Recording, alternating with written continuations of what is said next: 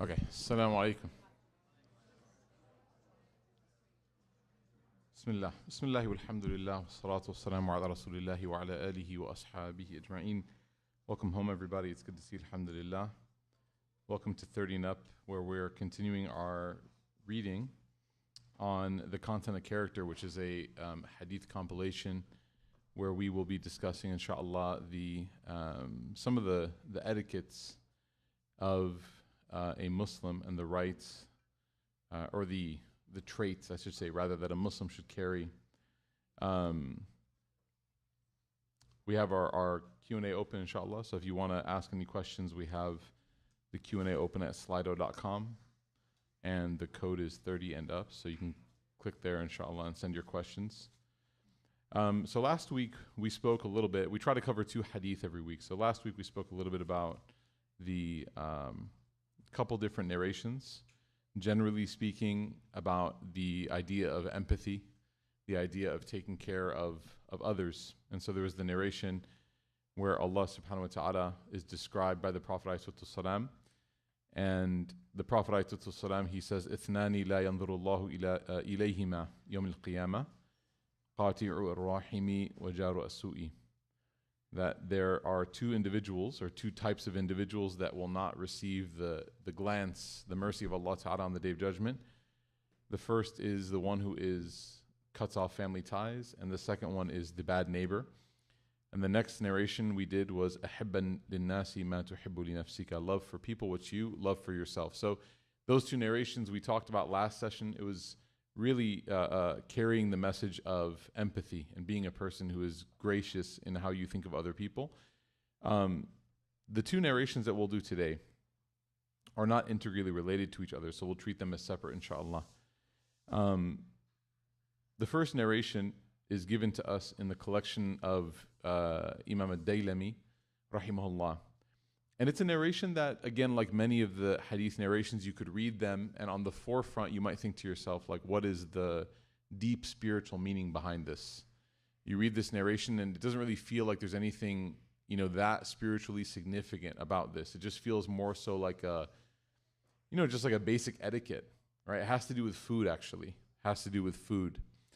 The hadith is, قال رسول الله صلى الله عليه وسلم, that the Prophet ﷺ, he said, أبردوا بالطعام فإن الحار لا بركة فيه. He says, let your food cool, because food that is excessively hot, there is no barakah in it. There's no blessing in it. There's no blessing in it. So this is a hadith that is given to all of those who have had pizza way too quickly, or lasagna, right? You've experienced this. But in all seriousness, there's layers to this hadith. There's layers to this narration. And this is, again, one of the gifts of the Prophet ﷺ. And this, for people like us, for like lay people, it's important for us as we look at these deep words to realize our own limitations when it comes to understanding the wisdom of the Prophet ﷺ. Here you have a narration that many of us would read, and automatically we would just think that it has to do with table manners. A food, a dish comes out, it has hot food, let it cool, and then eat it. Okay, let's go to the next hadith, right? We're done. But there's so much here. There's so much here that when a person understands the greater picture of the sunnah of the Prophet ﷺ, you can start to, bit by bit, understand more and more and peel back more. So on the outside of the narration, we have here a couple points. The first is that the Prophet ﷺ is, yes, he is instructing everybody towards what is generally, right, considered good manners. That when food comes out, that it's not befitting of a Muslim to rush or to go at the food, because it's off-putting, it's displeasing. And if you imagine, like, this especially is being narrated about a time when people are not using silverware. They're eating like with their God-given utensils, right, their fingers. And so they're picking something up or they're grabbing something. And of course, if it's still really hot, they're going to end up, burning themselves. And so the Prophet ﷺ here is giving this general ruling about, look, when you eat, whether it's by yourself or with people, even though, by the way, it's from the sunnah of all prophets to eat with people, to not eat alone. In fact, there's a narration that says that Prophet Ibrahim never, ever, ever ate alone. He would always call somebody in to join him for the meal. So when you're eating with people, it is a little bit off-putting as far as social ethics go to be the one that like cuts off conversation or cuts off whatever the energy is, whatever the vibe is at the table, and instantly start diving into the food, right? When it's too hot for people to enjoy. Why? Because maybe there's like a scarcity kind of mindset coming in. Maybe it's like you look at the plate, there's only 8 slices, and there's 3 of you, so you're doing the math, right? You're like, one of us is going to get the extra slice. One of us is going to get more than the other. So I want to be the first to get it so that I can get ahead. I want to get in first place in this race. We talked about this before, at-ta'anni min Allah. It lacks consideration. As the hadith said, consideration is from Allah. So when you rush into something, it's a sign that you don't have consideration for those that might be around you, right? A person, a believer, is more willing to defer and to serve other people before they are excited to serve themselves. And that's why when you go to typically Muslim household, Muslim gatherings, what is the highest level of character is that when the food comes, what are you supposed to do? You're supposed to stand up if you're the host, or if you're just, trying to facilitate the serving of the food, and you're supposed to serve it to other people's plates before you put it on your own plate. That's the idea. You want to serve others before you serve yourself. And so you're letting the food kind of cool in that way. But there are some other layers to this, and we'll kind of peel them back now. The whole idea behind Islam as a spiritual message is to be a person that is in control of your desires. The whole concept of what Islam teaches, God consciousness, right, is the ability to look at something and to be able to make the spiritually informed decision. I want to sleep more, but it's time for Fajr. I'm going to get up and pray. I want to spend my money on this thing that is superfluous, but I know that there's better use for me to spend, so I'm going to give my money in charity, right? I want to do this, but I know that this is better for me because this is what Allah subhanahu wa ta'ala revealed. So when it comes to, and this affects all areas of life. This affects all areas of life. So when it comes to food, when it comes to the desires that a person has, naturally, food is one of the things that Allah Ta'ala, He put for us to enjoy. But even with things that we're supposed to enjoy, even with things that Allah has said, enjoy, eat, graciously Allah Ta'ala says, eat from that which is pure. Enjoy it. It's for you. We still need to understand that even the pleasures of life that Allah has made permissible, we should still have some level of what? Of decorum. We should still have some level of patience. We should not be overwhelmed and overcome by our desires, even with things that are permissible. Of course, with things that are impermissible, we know that. We have to, there's no option there. We block that off. But with things that Allah has given us that are permissible, we still have to have some sense of restraint. Some sense of what? Of measured approach. So when the food comes out to the table and everybody's hungry, like everybody is waiting, everyone's equally hungry, the person that is unable to control themselves, to restrain themselves, is typically the one that grabs the food or takes the thing and eats it, even though at that point it's going to be really, really dangerous. It's going to actually be very painful. All of us maybe remember the time when we were kids and we learned this lesson. Right, regretfully, we learned this lesson. We took a bite of pizza, it was too hot. We ate something, and it burned the roof of your mouth. It burned your tongue. And what happens, subhanAllah, is the consequence of that is that you actually lose the ability to enjoy the rest of the meal. Why? Just because of a moment of not being able to hold yourself back for what actually would be, it feels like an hour, but what actually would be like maybe 60 seconds, 120 seconds. And so these are lessons that the Prophet ﷺ is giving us. The Prophet ﷺ, he says, the Muslim doesn't simply live their life based on permissible and impermissible. Is it halal? Is it permissible for a person to eat scalding hot food or to drink scalding hot liquid? Is it permissible? It is. It is if they want to. It is. I mean, you can't cause harm to yourself, so don't take this to the extreme. You can't cause harm to yourself willingly. But is the person sinful? Like if my son eats the pizza too quickly and it hurts his mouth and he's like, am I like, you're going to hell? You should get used to the heat because that's where you're going. Right? That's not how we understand that. This is not a inherently, right, fi dhatihi. It's not an essentially haram action. But what is it? It's an indication of something. It's pointing. We call it like an ishara. It's an ishara. It's an indication. It's pointing at something. What is it pointing at? It's saying, look, you need to develop the ability to control yourself in the presence of something that you want. This hadith is very interesting. It's very interesting because it's not just talking about food if you think about it. Food is one of the mediums of desire. But there's a lot of desires in which the Prophet ﷺ, he says what? Relax. Right? Sit down for a second. Rethink it. Anger is a desire, by the way. Anger, when we feel anger, it's a desire. What do we want when we feel anger? We want justice. We want to get our right. We want to fulfill our haqq. And so when a person is angry, more than anything, they want what? Revenge. They want to see the person that angered them hurt. They want to see them in pain. They want to see them in whatever. They want to see them in that state, right? So what are we told to do when a person gets angry? What did the Prophet ﷺ instruct us to do?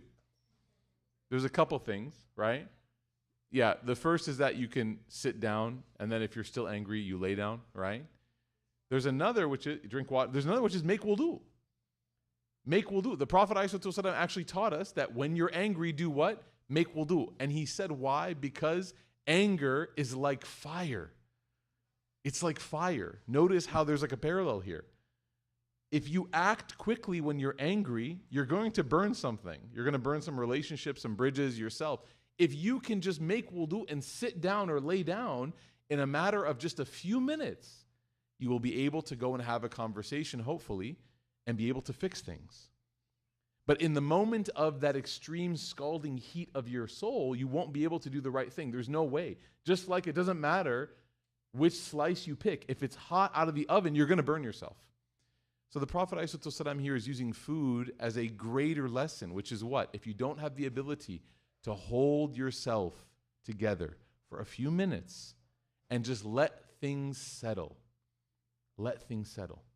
then you will inevitably burn yourself in ways that will hurt you and in relationships, right? And this one is talking about food, but in the other areas is talking about your life. And then he says, for hot food lacks blessing. He says, فَإِنَّ الْحَارَ لَا بَرَكَةَ فِيهِ. The Prophet ﷺ here, perhaps giving us a dalil for cold pizza. No, I'm joking. Right? Because hot food lacks blessing. What does this mean? Well, what does the word barakah mean? Right? We know what all these words mean so far. Hot, we know what that means, right? Scalding hot. Food, we know what that means. But the word barakah we have to define a little bit. What is barakah? Yeah.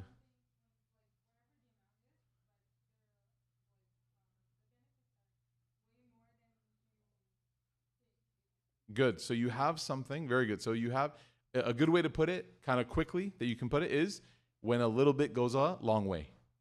When a little bit goes a long way. It's an idiom that we have, right? It's a cliche in English. When a little bit goes a long way, that's the definition of barakah. So you didn't anticipate that this amount of food would take care of this much people, but subhanAllah, you just show up and people are there and everyone had some food and everyone's full. There's barakah, right?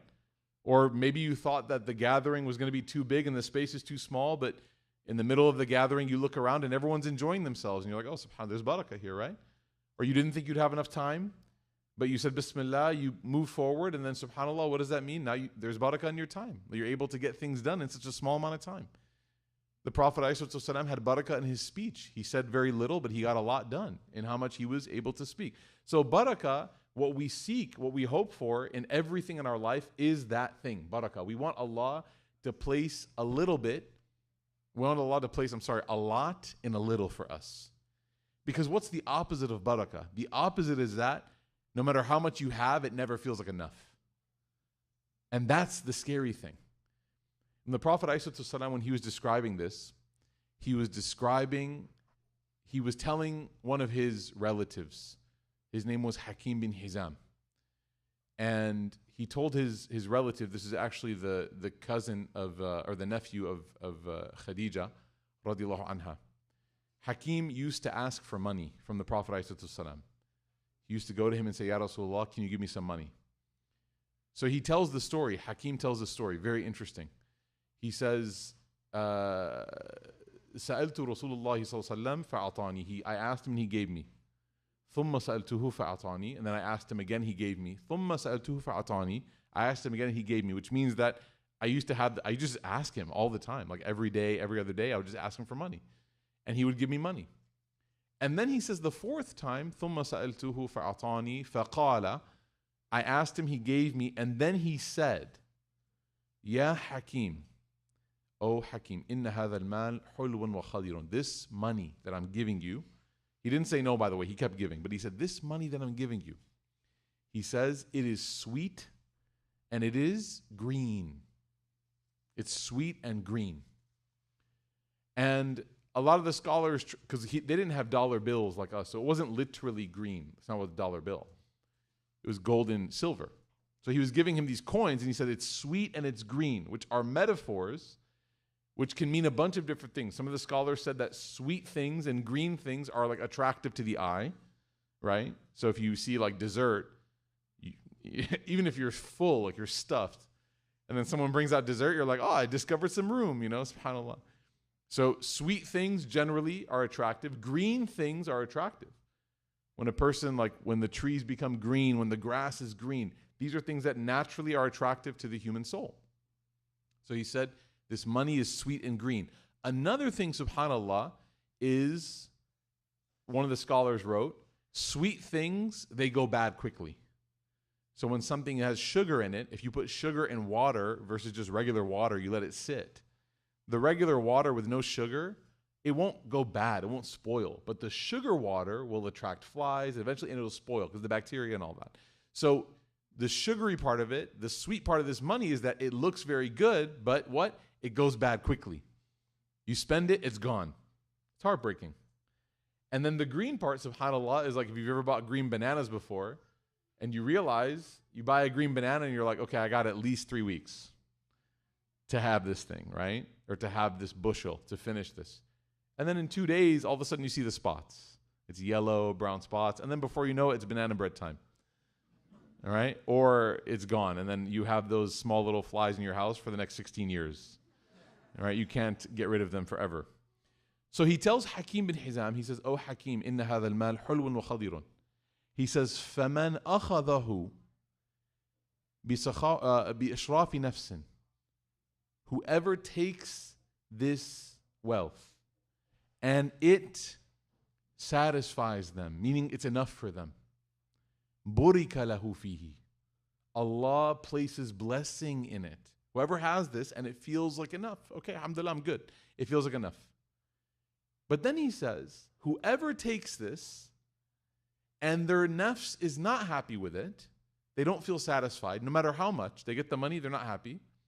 He says, لا يبارك له فيه. Allah will not put barakah in it.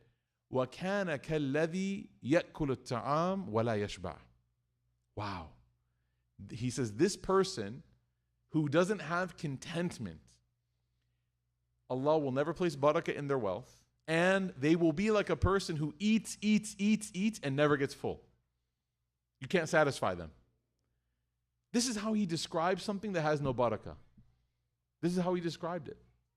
So now if we connect that big definition that the Prophet ﷺ gave, by the way, Hakim, subhanAllah, look at how people transform. Hakim said that after the Prophet ﷺ gave me this conversation, this talking to, he goes, I never, ever took money from anybody ever again in my life. Even money that he said I was due. Hakim was part of an inheritance. He was part of an inheritance, meaning that he was owed money. As per the laws of inheritance, he was due money. And they would come to him to try to give him the inheritance, and he would say, no, I don't want it. I have enough. He wasn't being rude. He was just like, I have enough, I don't need it. Give it to someone else. The Prophet ﷺ switched completely how he thought. Why? Because he didn't want to lose barakah. He didn't want to lose barakah.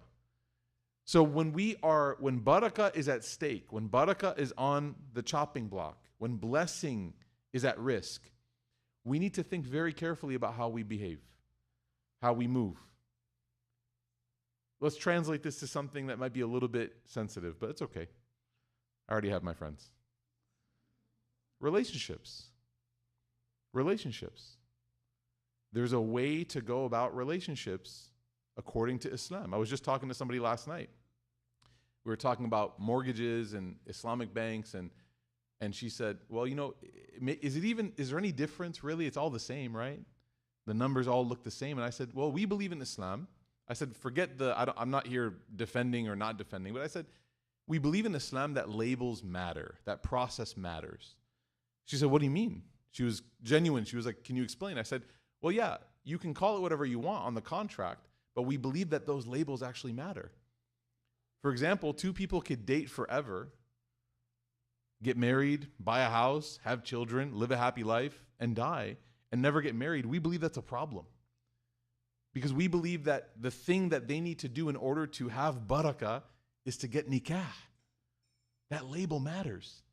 And even if it's just like a quick 10-minute thing, you know, call the wali, call the witnesses, and it doesn't even have to be an imam, low key, by the way, I don't know if you knew that.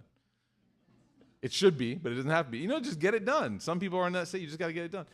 Look, you could sacrifice an animal, and you could be feeding people, but if you don't say Bismillah in the name of Allah, it's not the same, right? You could stand toward Mecca and bend over and stand back up and then bend down and do that 4 times. Unless you said Allahu Akbar and made your niyyah for dhuhr, you didn't pray. You just did Pilates or something, right? You know, you just did something different. So we believe that things matter. These small things matter. We're not an ummah that just says, oh, it's all the same. It's all the same. You know who does that? Bani Israel. I'm just being real. Bani Israel don't fish on Saturday. Yeah, okay, we'll leave the nets out on Friday and collect them on Sunday. It's all the same. No, it's not. No, it's not. So, don't eat food when it's hot. أبردوا بالطعام فإن الحار لا بركة فيه. Let the food cool. Because anything that is indulged in too quickly, there's no barakah in it. Let's talk about relationships. Right? Let's talk about relationships. If a person wants to make sure that there's barakah in that relationship, they're going to take it the right way. They're going to follow the steps. They're not going to be overwhelmed by the heat of their passion. And they're going to say, you know what? As much as I want to, more than anything, express my love for you and my companionship and our bond, I want to do this the right way. Abridu bit-ta'am. Let it cool. Do things the right way. Think about all the things in life that just require a little bit of patience. And when you wait that little, when you master that, when you become like really good at it, what you'll notice is that, subhanAllah, number one, the feeling that you felt that was compelling you to rush actually did never exist. It did never exist. It's like when you were a kid and you wanted something so bad, and then finally you got it. And after you got it, the pressure all of a sudden disappeared immediately. And it was like almost imagined, right? And that's the weakness, that's the vulnerability that shaitan likes to exploit to make us feel this sense of what? This burden of rushing. So the Prophet ﷺ said, start here. Every day you wake up and you eat and drink, right? Yeah. He said, okay, if you want to become a person who can manage your expectations, who can manage your desires, manage your impulses, then why don't you start with something that is as basic as your breakfast? That bagel, that omelet is too hot. Calm down. That coffee, that tea, it's too hot. Relax for a second. Give it some time before you enjoy it. Then once you do that and you enjoy it and you realize, hey, I didn't miss much, you know what else is going to happen? You're going to feel the same way. You're going to be looking for cars, looking for houses, looking for apartments, looking for stuff, and you're going to say, I need it right now. And you're going to tell yourself, you know what? No, let me sleep on it. Let me wait. Let me give it a few days. Let me talk to somebody who knows the market. Let me talk to my friend who understands how these things work a little bit better. And maybe then I'll get some advice that what? Just hold off for a bit. It could save you a lot of money and a lot of difficulty. This actually happened to one of my friends. can't say his name because you all know him. It's not Mufti Kamani. I told his story last night. It was not him. He was really, really interested in buying a car. And I had, he saw one of our other colleagues, one of our other friends, companions had purchased a car. He said, man, I really want to get this car now. I've been, window shopping, looking at it. And our friend told him, hey, you know what? I got this car. I got a crazy deal, one of a kind. Just don't even try to look for this. But he said, look, if you just wait for like a month or something, I think the prices are going to drop. And our friend, who was like really feeling it for this new car, was like, okay, I'll wait. The next day he rolled up in the new car. This is a true story. So the other two, myself and the other guy, were like, he's like, man, I test drove it, and that it just smelled so nice. And he's like, I got, pulled into it. Literally a month later, that car dropped $8,000. Literally. So now we call him Mr. 8,000 every time we see him. Right? And again, is it haram? No, he can afford it, alhamdulillah. Right? It wasn't like a super luxury car. It was, alhamdulillah, he can afford it. It would have been nice. I mean, who doesn't want $8,000 back? That would have been nice, right? Might have lowered his payment a lot. But it just shows that sometimes if you can just hold off, it's a skill that you'll never, ever, ever regret, is the ability to hold off. May Allah Ta'ala put barakah in the things that we want. Ameen ya Rabbil Ameen. Okay, the next narration. Hadith number 8. Oh, wow. I guess there is a relationship. One of the beautiful things about the Prophet ﷺ is like no matter what he says, it's all going back to this nucleus of faith. So you can always find a way there. This one is given to us, narrated by Tabarani, where the Prophet ﷺ, it is narrated, قال رسول الله صلى الله عليه وسلم أحب الأعمال إلى الله بعد الفرائض إدخال السرور على المسلم. He says that the most beloved of actions to Allah subhanahu wa ta'ala after a person's obligations. So if you look at the obligations that a person has, right, the 5 prayers, etc., when you look at those obligations, after a person has completed those obligations, the most beloved thing that a person can do in the estimation of Allah subhanahu wa ta'ala, what do you guys think it is? What comes to your mind first? Don't think too hard. After the 5 pillars, what's the most beloved thing? Yeah. Dhikr, okay. That's a good guess. Very good guess. Remembering Allah, huh? Sending salawat on the Prophet ﷺ, excellent guess. Very good guess. What else? Charity, huh? Being good to creation. There's a specific way that he puts it. Not family. Huh? Not patience, not ties of kinship. Neighbor, you guys are all like dancing around it. You're just shouting out relationships. Like second cousin, stepdad. It's like, no, this is not how this works. Idkhalu sururi ala al-muslimi. It literally translates to entering happiness or placing happiness on a person. Like putting happiness, imagine like if happiness was like a crown or a cape and you put it onto someone's head. I'm going to make you happy. So he says, the most beloved of deeds to Allah subhanahu wa ta'ala, after all of those devotional actions that we know about, is when you make your fellow believer happy. Happy. And this makes sense, doesn't it? Because we have other hadith that we've heard, maybe at some point in our lives, maybe growing up, who knows? We heard the hadith about what? Smile in the face of your brother or sister, because even a smile is charity. The Prophet ﷺ, he used to carry a smile with him wherever he went. Doesn't matter how difficult his time was, he was trying to what? To bring happiness to the person that he was with. In every scenario that you encounter in life, there is going to be a pathway to make that person that you're with happy. In every scenario. It doesn't matter how, if you imagine that scenario to be like difficult, or there's always going to be a way that you can bring happiness to that person, that you can place them into a state of happiness. And for some people, it could be very simple. For others, it could be material. For others, most of the time it's immaterial, by the way. Most of the time it's just listening, right? Let me listen. You want to talk to somebody? I'm here for you, right? You can give someone just 30 seconds. We've become really, really good at asking people, how are you, without actually seeking out like the answer to that question. Hey, how you doing? And then like the next question you ask has nothing to do with like what they say. Like what if they're like, oh, not too well? You're like, yeah, well, it worked for me. Did you process what was just said? They just said not too well.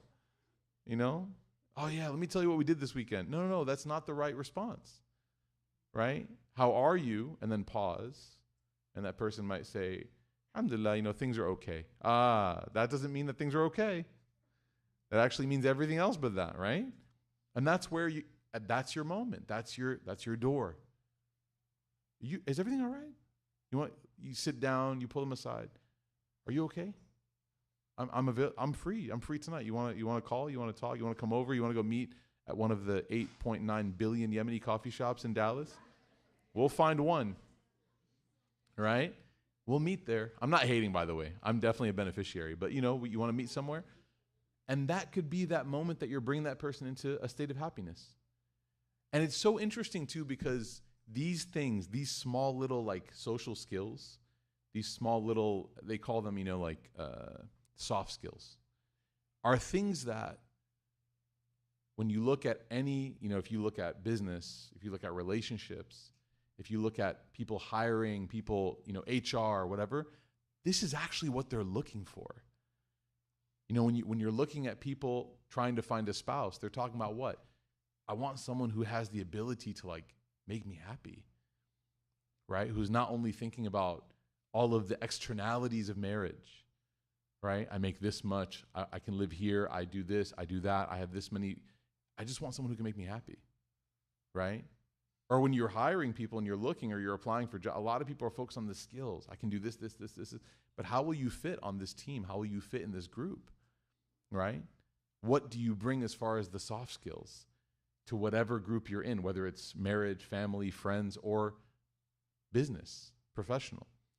And so the Prophet ﷺ here, he says that one of the greatest traits that a person can have in their character, in the content of their character, is the ability, no matter who they're standing in front of, it could be you, I'm going to be able to adapt and see how can I make this person happy.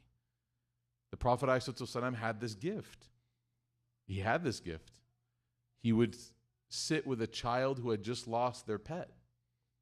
And somehow, some way, he would grieve with the child whose bird had passed away.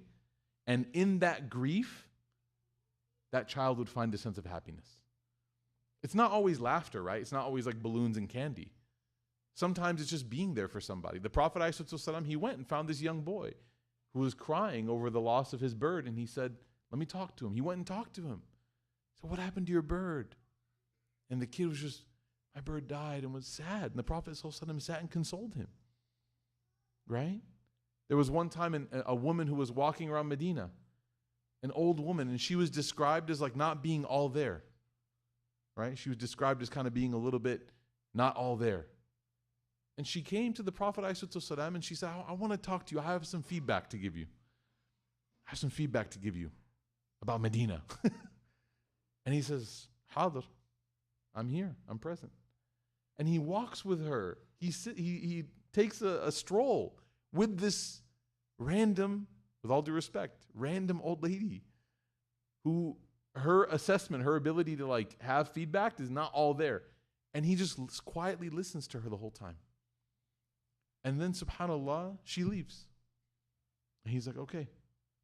And maybe didn't even implement a single thing. But she walked away and she's like, good, I got to vent. We all know. Don't worry, it's 30 and up. We're very close to getting to the point where we just want to vent and have someone listen to us. This hyper efficiency virus that we've been affected with, that will only be able to make somebody happy in so much as it fits on my timeline, fits in my day. May Allah help us. I was talking to somebody the other day. By the way, I usually space these things out and I ask people for permission. So if you ever feel like, man, I'm never going to talk to this guy in my life, otherwise I'm going to be sniped in a Heartwork episode. No, I don't do it like that. I have a group of people that I've given them the warning that our relationship comes with a cost. Usually they're family and very close friends. So I have this person in my life, and she was complaining about something, right? It's really interesting. It's really funny. She, I don't know if any of you know this, but in Texas, apparently, you can grow vegetables pretty well. So there's a lot of people, mashallah, that have a green thumb, and they grow things. So in the backyard, they have like tomatoes and cucumbers and all types of stuff. So this individual, she was telling about one of her relatives was like giving her cucumbers.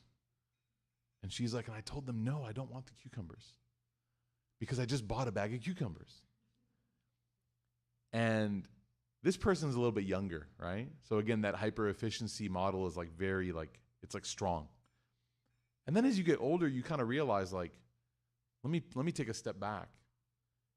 What will taking an extra cucumber in my life do to me? Like, will it actually destroy, like, is my rent going to go up? Is my insurance agent going to call me? Like, is there any major liability in my life to take a cucumber from my grandmother? Like, but we fight things so much. It reminds me when I was a teenager, my mom was like, wear a jacket. I'm like, no. Like, why? Why not just take the jacket? You're driving in a car. Just take the jacket, make your mom happy, put it in the back seat, never wear it. Win-win.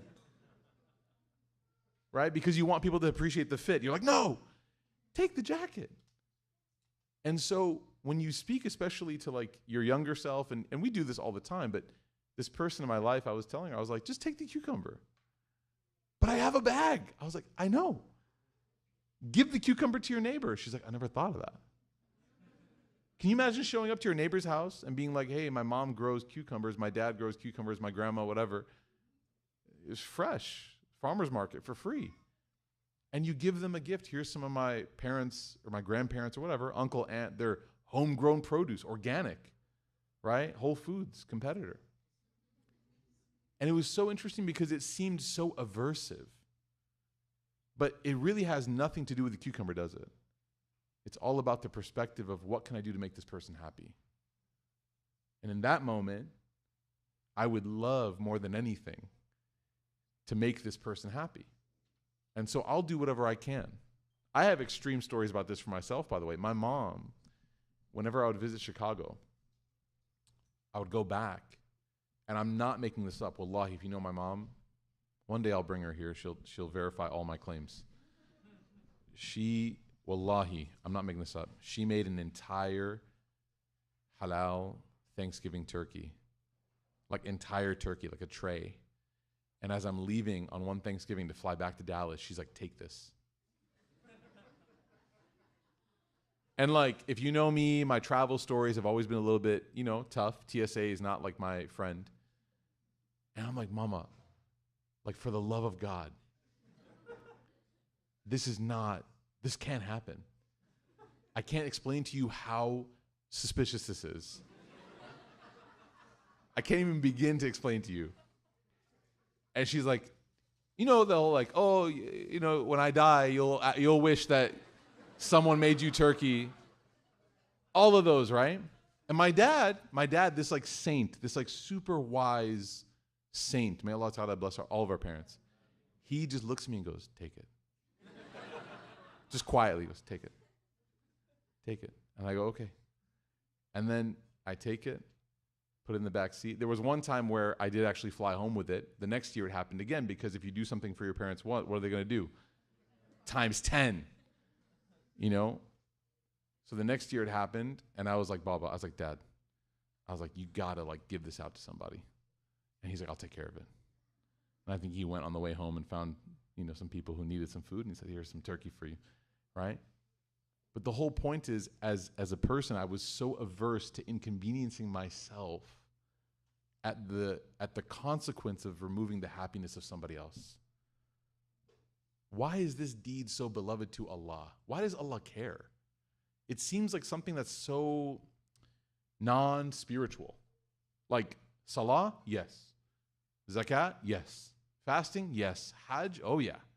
These are all spiritual. And then after all of those, make someone happy.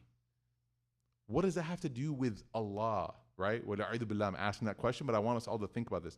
The nafs will sometimes pose questions like this in order to like delegitimize what the Prophet ﷺ is saying. Why is it so important to Allah? Well, because when people are happy in their relationships, it makes for better relationships. When people can behave like the Prophet ﷺ is advising, what would that do to a marriage? What would that do to kids? Think about, for those of you who have children, raise your hand if you have children. Okay. If you have young children or old children, I'm kind of in the middle. Your kids are going to ask you to do the most pointless things. The most pointless things. And as parents who already don't have a lot of time, you're going to say, I can't right now. I can't right now. Right?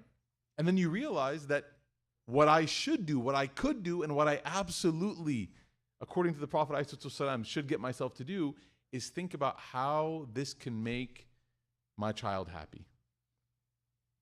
I always interview some parents who have good relationships with their teenage kids because that's like a miracle. When you meet a teenage kid who's like, I love my dad, I love my mom, you're like, you go to the parents, you're like, what did you do? Especially when you have kids, you're like, I need to figure this out.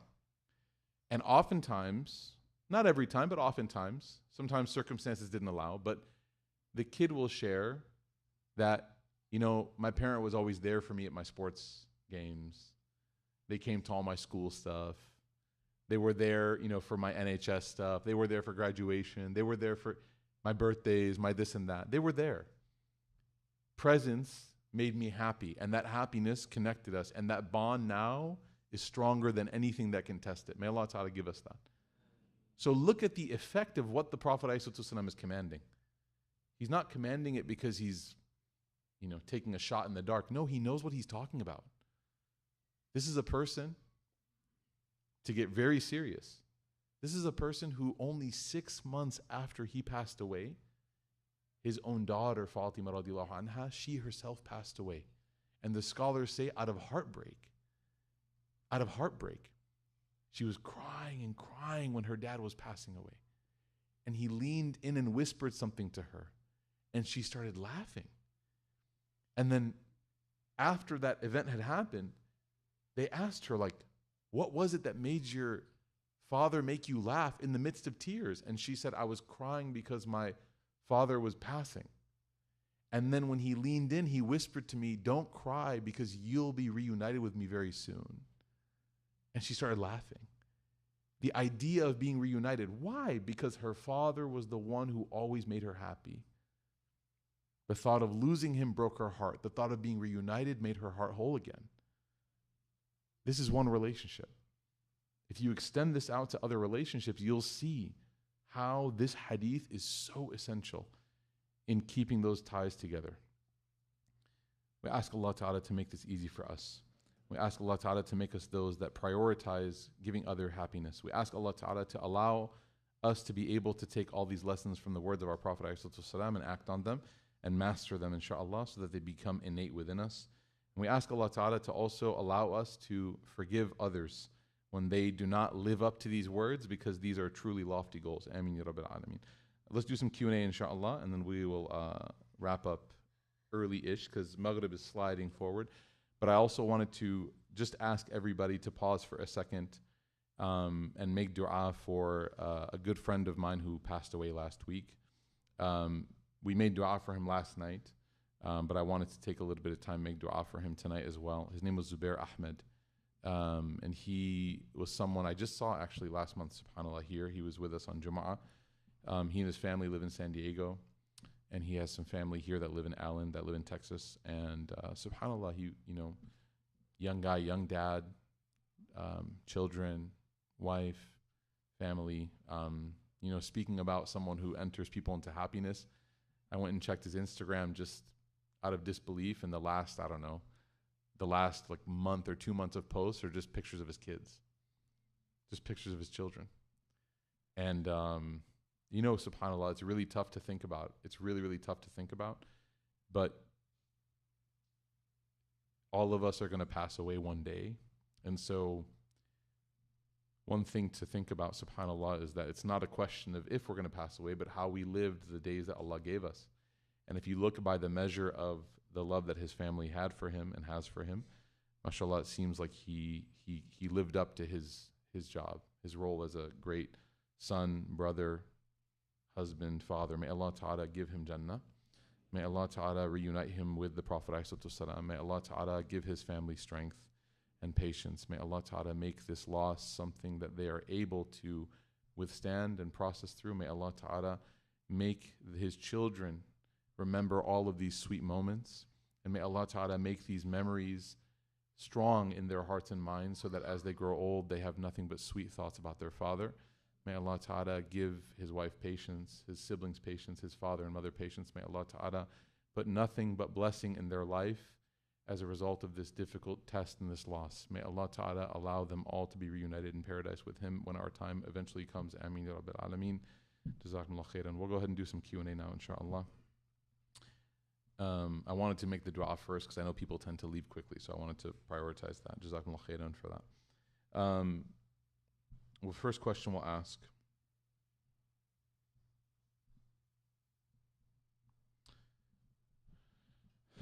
How do I deepen my peace and let go of resentment while trusting Allah subhanahu wa ta'ala's timing around marriage? You know, last night, I think last night was an interesting session of heart work because we talked a little bit about this.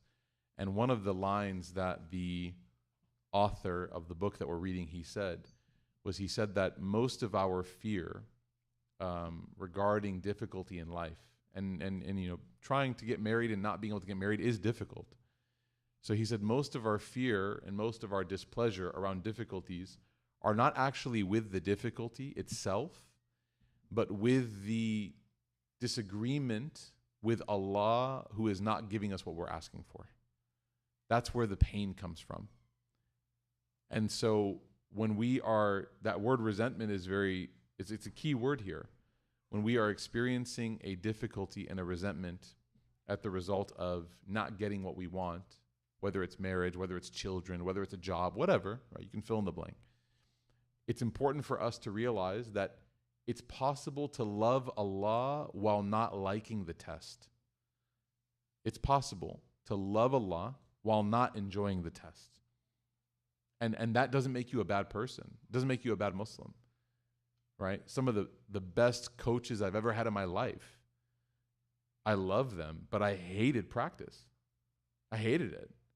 I mean, running back and forth, back and forth, back and forth. Some people like getting sick, right? Not like you know, immune sick, but like vomiting because they're just so tired. But those coaches, the way in which we were able to win games and do well was only because of the work. And so if we take that analogy and extend it to Allah subhanahu wa ta'ala, we see that Allah ta'ala is giving us certain moments in life, some that are easier, some that are more difficult. No matter whether we experience ease or difficulty, we know that our love for Allah has to be constant because that's trusting in his wisdom, that's trusting in his plan. But we don't have to necessarily love every single day of wondering when I'm going to get that job or when I'm going to get married or when we're going to have kids or when this. We don't have to love that because that would mean denying your humanity. It's okay as a human being to be upset. It's okay to not enjoy it. That's okay. But despite not enjoying it, you have to remind yourself that I have to trust in Allah more than I don't like this. I have to trust in Allah more than I don't like this, right? I don't like it this much, but I trust in Allah this much. So my trust is greater than my dislike. The moment our faith starts to get kind of shaky is when our dislike gets greater than our trust in Allah. And that's when we're like, it's hard for us to negotiate that. So how do I deepen my peace and let go of resentment? Just make sure that your trust is greater than your dislike of the situation. And how do you do that? You remind yourself of everything that Allah subhanahu wa ta'ala gave you, that some of which you didn't even ask for. Remind yourself of the blessings that you have in hand, no problem, no difficulty, that others are praying for. There's that line that's so beautiful. The healthy person wants 1,000,000 things. The sick person just wants one, right? So you have something, no matter what it is that you don't have, right? We all don't have things. That's fine. You can write down a list of things that you don't like. It's called social media. You complain all the time. But if we were to say, okay, what do I have? What do I have? What's crazy is if we all wrote down things we didn't have on a list, and then a lot of us wrote down things we do have, we would find that on the list of things that some of us have, some of us don't have. And on the list of things that some of us don't have, others have. And we'd realize, oh, subhanAllah, everyone in here has different situations. So we need to be grateful for the things that Allah Ta'ala did give us while we are patient, waiting for the things that He has yet to give us. That's the best way to do it. That's the most practical way to do it. May Allah Ta'ala make it easy. Is it within my right to ask a potential spouse to remove the women that they have on social media, or is it only permissible to ask after the nikah? Okay, good question. So it's within your right to ask for anything. And I would say that this is a very, very common and extremely reasonable thing to talk about, right? In premarital counseling, the question absolutely needs to be discussed about to what extent are you involved with the opposite gender in your life, at work, etc. Absolutely, without a doubt, without a doubt. And both individuals entering into this union have to be comfortable. Now we know that from the Islamic paradigm, that the idea of like close friends of the opposite gender does not make sense. It does not make sense. And the reason why is because once you get married, you're no longer close friends anymore, right? I was actually speaking with a girl who's trying to get married to somebody, and she was like, yeah, like there's actually no reason to be close friends with guys, because once you marry one guy, then it's like, I don't want to be friends with other guys anymore. Interesting. Someone's like, we know why people are close friends, right? So the point being is that why put yourself in this situation in the first place? Now, there is such a thing as, like, for example, family, friends, family, acquaintances, etc. I think the word friend is very nebulous. Some people, to them, a friendship is very light. For others, it's a lot more involved, etc. So if we use a term that's not adequately defined, it'll lead to confusion. So I think I like to use the word close friends, and I think that naturally there needs to be a conversation about what the comfort level is. But I don't think any person should have any issue, with a person saying, look, I don't feel comfortable with you texting, calling, hanging out with. No, that's totally within your realm of rights. Absolutely, without a doubt. May Allah Ta'ala make it easy. Same for either side, by the way. Okay. My parents keep rejecting all suitors without even asking me, even though I'm finished with uni. What are you doing asking questions from England? And have a desire to get married. Would this count against them as a sin? I mean, I can't answer this question honestly, but I will say that it's not appropriate, and it's not their right to reject people asking for you for marriage. And being a wali, being a guardian for marriage, has conditions, by the way.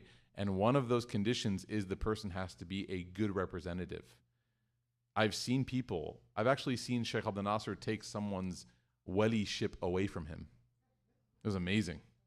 He goes, in Harry Potter, when Dumbledore finally did his thing, and you're like, oh my God, he is the greatest wizard. When I saw Sheikh do that, I was like, he really is the greatest. I was just like, he literally told the dad, you're not a wali anymore. And the guy's like, what? And he's like, yeah, you abused it, and now you lost it. All right, you abuse it, you lose it. So yes, it is possible for a person, but again, this doesn't happen arbitrarily. You don't diagnose things without a doctor. You don't get contracts done without a lawyer. So you do have to have scholars and people who are trained and authorized to do this, right? Do the actual process, but it is possible. So I would take your concerns to a trained individual, someone that you trust, who you can present this case to, and you can have both sides go through the conversation and figure out why it is this is happening. Okay?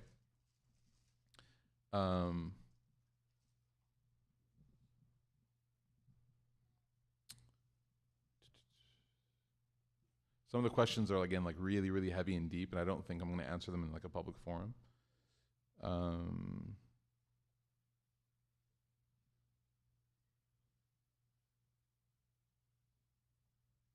Okay. I need help. I'm getting waswasa, which is the whispers from shaitan about Islam, and every time I remember Allah, that doubt comes into my mind. I feel so sad and scared. Okay. So let's speak about this a little bit. There are a couple of different reasons why somebody might be having these internal dialogues that are causing them concern. The first, and the one that's more clinical, is that this person has and struggles with something that comes from the family of like OCD or impulsivity. Okay. And this type of clinical situation, it's not, don't casually give this to yourself, but clinical, needs to be dealt with professionally, needs to be diagnosed professionally, right? There are certain standards and there are certain metrics that are used in order for somebody to be told that, hey, you do struggle with this, and we have to actually go and seek therapy for this in order to give you the tools and the ability to withstand and process through this, right? If it's coming from that side of life, and it's possible, religiously inclined OCD is something that's very, very, it's not like unheard of. It's actually very common relatively. Then you should absolutely go see a professional, right? There's a lot of Muslim therapists, alhamdulillah, in Dallas that you can access, inshallah. If it's just coming from a less formal and a more personal issue, something that is just bothering you, something that you heard growing up or something that you experienced that is just giving you pause with regards to your understanding or conviction in Islam, then I think there's three things I would recommend. The first is that you need to actually explore the concept with trained scholars. You need to actually go into the infection and clean it out, right? You can't just leave the infection and say it'll get better. No, you have to go in and clean it out. You have to treat it. So how do you do that? With knowledge, right? So many times people come to me with these like really, really deep existential questions about Islam and faith. And they come and they're like, I'm done. I'm at the end of my rope. I don't want to be Muslim anymore. And after like a 15-minute conversation, it's about like a word that they translated wrong. And I'm like, yeah, let me show you. And then at the end of that, they're like, oh, wow, I wish that I had done this sooner. So going and asking people who know, who have been trained what they're talking about, is the first step. The second is to spend time around people in an environment that doesn't foster this type of stuff, right? When a person is dealing with a sickness or an infection, it's important for their immune system that they don't spend time in situations that could further compromise their health. So many people, like, they doubt Islam and then they go to Reddit. Why? Like, why?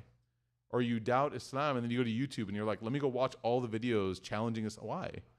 Why would you do that? It's not because I'm scared. Actually, when I'm in like a particularly bad place, I'm kind of upset, I'm sad, I go and watch some of the people try to disprove Islam and I just laugh. It's really fun for me, right? Because they take all these like things and they just build all these like logical fallacies around it. So I actually don't mind people, having watch parties where they watch these people try to disprove Islam. But I do think that if you're particularly vulnerable and you haven't yet built the resilience and the immunity to these things, it's not wise to put yourself in the exposure of that. Okay? And then the third thing I would say is that you need to really, really strengthen your worship of Allah subhanahu wa ta'ala. You can cognitively and academically become stronger as a Muslim, but if you don't become devotionally stronger, it's not going to translate. All right? You can know everything about working out. If you don't lift weights, you're not going to get stronger. You have to actually go and do the thing. You can explain to somebody perfectly what a deadlift is or what a squat is. If you don't do it, you're not going to see any results. Okay? So we can know that, if I pray salah, Allah will purify my heart. But if I don't go pray, it's not going to do anything for me. So I have to actually engage in that devotional act of worship as well, right? So those are the three things I would recommend. Wallahu a'lam.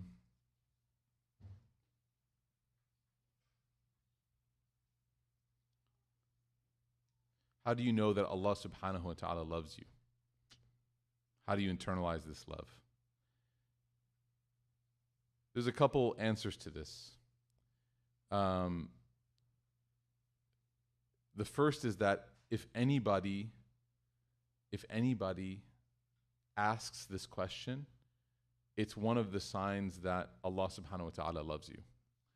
Because only a person who is concerned about being loved by Allah would even ask this question, right? And so it almost kind of reminds me like if your child comes and says like, do you love me? And you're like, yeah, of course. And it's like one of those signs that you just kind of take and say, wow, subhanAllah, like more than anything, Earlier today, I was telling Musa, my son, I was like, I love you. And he's like, I love you more. And I said, no, you don't. He goes, yeah, you're right. You do love me more. And I was like, that was kind of easy. You kind of gave up quick. Right? But I think it's important that if you are having this thought, that you realize that Allah subhanahu wa ta'ala loves you, right? There's a verse in the Quran where Allah subhanahu wa ta'ala, He describes those who, there's a few verses actually, that those who have the love of Allah subhanahu wa ta'ala, they have certain characteristics and traits. And the more that they work on those traits and characteristics, the more that they'll find that they are fully experiencing that Allah ta'ala's love is upon them. Okay, so some of those traits, I actually pulled up a couple of the ayat here. SubhanAllah, it's what we talked about earlier. One of them is that a person is able to deal with trials patiently. It doesn't mean that they deal with them and they don't care. It means that despite the trial, despite the hurt, they still have that faith in Allah subhanahu wa ta'ala. They have that patience. Another one is that when they pray, when they read Quran or when they pray, they feel this sense of tranquility that they don't find anywhere else. They don't find it anywhere else. When you stand up on your prayer rug, when you engage in dua, when you engage in Quran, when you listen to you feel something that's unique there. Your heart responds differently. How about that? You know, everyone enjoys watching movies with their friends or going out to restaurants or going on vacation. Those are different types of experiences. So don't compare prayer to those, right? If you compare salah to like even a delicious meal, it's two different experiences. You can't do that. Because feeding your body is different than feeding your soul. So if you're going to compare prayer to like anything else that's bodily, you're always going to feel like there's a disconnect. But when you do something that's good for your soul, you actually feel it in a different way. Like when you go and give one of your Saturday mornings to go and give food to those who are hungry. Like that is different than shopping. Saturday morning shopping spree, different kind of happiness. Saturday morning, make sandwiches and give it to those who are hungry, completely different kind of happiness. You can't compare the two. And so when a person does like these social gatherings and it gives their heart like this feeling of happiness, yeah, it's like a social happiness. But when you go and you worship Allah and you finish praying, when you wake up for Fajr and it's just you and no one else is there, and you say Assalamu alaikum wa rahmatullah, Assalamu alaikum, and you complete that prayer by yourself and no one else saw you, that is a different kind of happiness that can't be satisfied by matcha or toast, avocado toast, or food, or anything. No vacation can give you that. Recognizing the signs of Allah is its own experience, and that's one of the signs of Allah Ta'ala's love.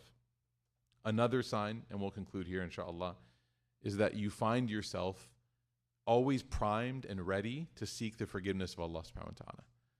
Whenever you make a mistake, it's not like a long jump. It doesn't take a long time for you to come to the realization that I need to seek the forgiveness of Allah. It's relatively within reach. You make a mistake, you do something wrong, and the apology is within a reasonable amount of time. We all have been in situations, relationships where we were wronged or somebody wronged us or we wronged somebody. And there's always a stage where apologizing is reasonable, is ripe, right? Like maybe given the whatever the issue was, it could be a few minutes, it could be a couple hours, it could be by the end of the day, depending on what happened. But it's reasonable. But then there are the times in which the apology expires. Like you did something wrong and you waited too long. And the person was waiting and waiting and waiting. And then after like a week, you're like, by the way, I'm sorry. It's like, well, we've already had tension in the house for a week. We've already had this issue for a week. You didn't respond to my text for a week. Now you're saying sorry. It's kind of difficult, right, to bring it back. So there is a moment in which apologizing has the most efficacy. It's like medicine, right? They say that after the expiration date, it's just less effective. You can still take it, but it's just less effective. I don't know. I'm not a pharmacist. Don't take it, right? But that's what I've been told by pharmacist friends. So forgiveness with Allah, of course, Allah will always forgive, always.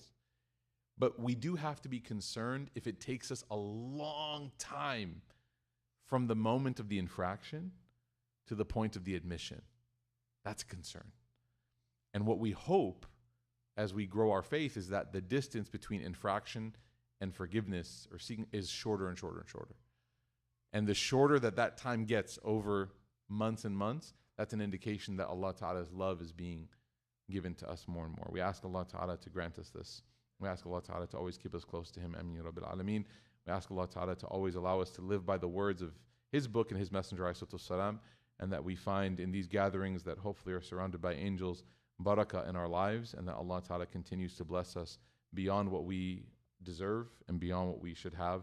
And Allah Ta'ala make it easy upon those who are suffering and struggling, whether it be like our immediate friends and family here in Dallas, or whether it be our brothers and sisters in Gaza and other places worldwide. Ameen ya Rabbil Alameen. Subhanakallahumma bihamdik, nashhadu an la ilaha illa anta nastaghfiruka wa natubu ilayk. Inshallah, we'll go ahead and break now for Salah. Maghrib is in exactly 5 minutes. So if we could have, if you sat on a back jack, just kind of stack it on the front, and then if any